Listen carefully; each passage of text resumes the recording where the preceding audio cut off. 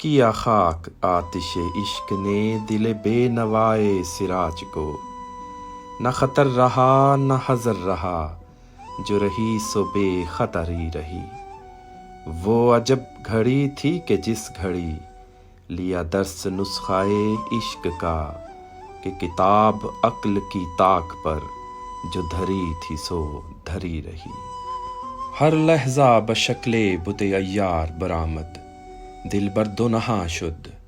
ہر دم بلباس دیگراں یار برآمد، گاہ پیر و جواں شد۔ خود کوزاؤ خود کوزا گرو، خود گلے کوزا خود رند سبو کش، خود برسر آں کوزا خریدار برآمد، بشکست رواں شد۔ نی نی کہ ہمی بود کہ می آمد و می رفت، ہر کرن کہ دیدے تا عاقبتاں شکل عرب وار برآمد، درائے جہاں شد۔ رومی سخن کفر نہ گفتست نہ گوید۔ خالق نے مخلوق کو حجت خدا اور ہدایت سے کبھی بھی خالی نہیں رکھا تاکہ وہ گمراہ نہ ہو۔ انسان کو ابھی بہت کچھ سیکھنا ہے، پھر چاہے وہ صحبت موسیٰ سے سیکھے یا صحبت خضر سے، کیونکہ عقل ہے محو تماشائے لب بام ابھی۔ اس بات کا یقین کہ آگ کو جلانے کی صفت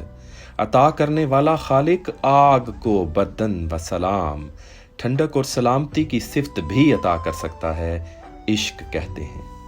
پھر چاہے ابو قبیس کی چوٹی پر آدم کی جلائی ہوئی پہلی آگ قبس النار ہو، جنت سے لایا ہوا وہ پتھر ہو جسے چوم کر مسلمان اپنے اللہ سے کیے ہوئے عہد کا اعادہ کرتے ہیں،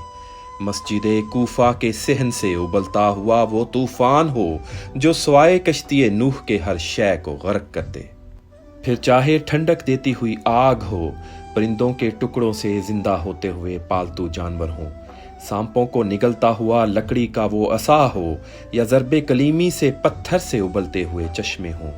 یا نیل کے سینے کو چیر کر خشکی کا راستہ بناتا ہوا شگاف ہو، گائے کے گوشت کے لوتھڑے سے گواہی دیتا ہوا مردہ ہو، صحراؤں میں سایہ کرتا ہوا بادل کا ٹکڑا ہو، یا آسمان سے اترتا ہوا من و سلوہ ہو۔ پھر چاہے مریم کی پاکیزگی کی گواہی دیتا ہوا نومولود بچہ ہو، مٹی کے بنائے ہوئے پرندوں کو حیات بخشتی ہوئی پھونک ہو، مردوں کو زندگی، اندھوں کو روشنی اور بیماروں کو شفا بخشتا ہوا لمس ہو۔ پھر چاہے مکے کی چٹانی اور صحرائی زمین سے ایڑھیوں سے رگڑ کھا کر ابلتا ہوا روح اور جسم کو سیراب کرنے والا چشمہ ہو، بیٹے کے گلے پر چلتا ہوا بے اثر خنجر ہو،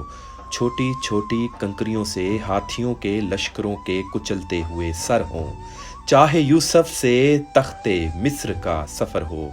بند کمروں میں یوسف کا پیچھا کرتی ہوئی ہوس اور زلیخا کی لوٹتی ہوئی پاکیزہ جوانی ہو۔ پھر چاہے کسی انسان کو نگلتی اور اگلتی ہوئی گہرے سمندر کی مچھلی ہو،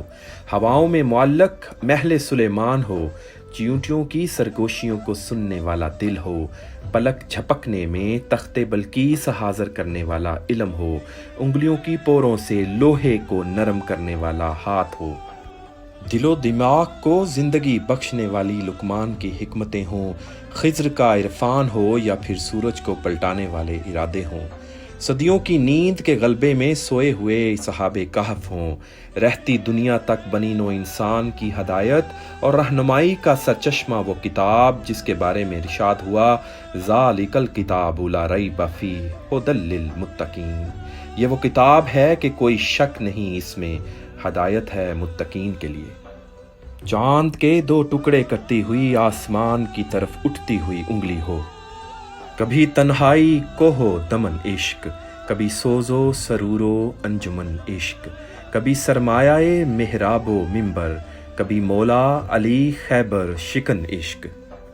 عشق یہ ہے کہ عاشق اذان نہ دے تو خالق سورج کو طلوع نہ کرے، عشق یہ ہے کہ عاشق سنے کہ محبوب کے دانت شہید ہوئے ہیں تو اپنے سارے دانت شہید کر دے، عشق یہ ہے کہ خالق کے دین اور رضا کی خاطر کربلا کے تپتے ہوئے صحراؤں میں اپنے عشق اور صبر کا امتحان کچھ اس انداز سے دے کہ انتہائے عشق پر وفا، اطاعت اور صبر ناز کرنے لگے۔ تا قیامت قطع استبداد کرد، موج خونے او چمن ایجاد کرد، بحر حق در خاک و خون غلطیدہ است، پس بنائے لا الہ گردیدہ است، زندہ حق از قوت شبیری است، باطل آخر داغ حسرت میری است۔